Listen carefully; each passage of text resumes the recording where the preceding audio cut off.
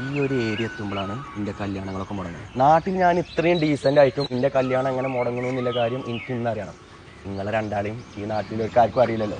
അപ്പം ഇതിനെ കുറിച്ചിട്ട് ഡീറ്റെയിൽ ആയിട്ടൊന്ന് അന്വേഷിക്കും. ചെല്ല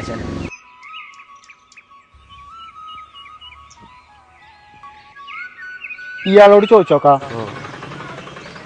ഈ മങ്ങാട്ടുപറമ്പിൽ ഫാറൂഖിനെ അന്വേഷിക്കാൻ വേണ്ടി ആളെങ്ങനെയുണ്ട്? നിങ്ങൾ എവിടുന്നാ? എന്താ കാര്യം? ഞങ്ങൾ കുറച്ച് ദൂരത്തുനിന്നാണേ, ഒരു കല്യാണാന്വേഷണത്തിന് വന്നതാണ്. നാട്ടിൽ ഞങ്ങൾ അവനെ കുറിച്ച് അന്വേഷിച്ചു. അപ്പോൾ നല്ല അഭിപ്രായമാണ്. ഇവിടെയും കൂടി ഒന്ന് അന്വേഷിക്കാൻ വേണ്ടി ഇങ്ങനെ പോകുന്നതാണ്. ഓനെ കുറിച്ച് നാട്ടുകാർക്കൊന്നും അറിയില്ല. നാട്ടുകാർക്ക് നല്ല അഭിപ്രായം തന്നെയാണ്. എന്നിട്ട് ഞാൻ വേറെ രണ്ടാൾക്കാരെ അന്വേഷിച്ചു.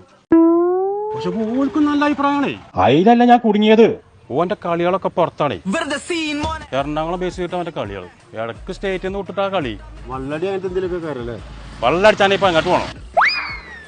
ഗേൾസ് ആണ് അവന്റെ വീക്കൻസ്. പോണ്ടിച്ചേരി ഭാഗത്തും കളികളുണ്ടെന്നാ ഞാൻ പറയുന്നത് കേട്ടത്. അവിടുത്തെ കളികൾ എന്താന്ന് വെച്ചാല്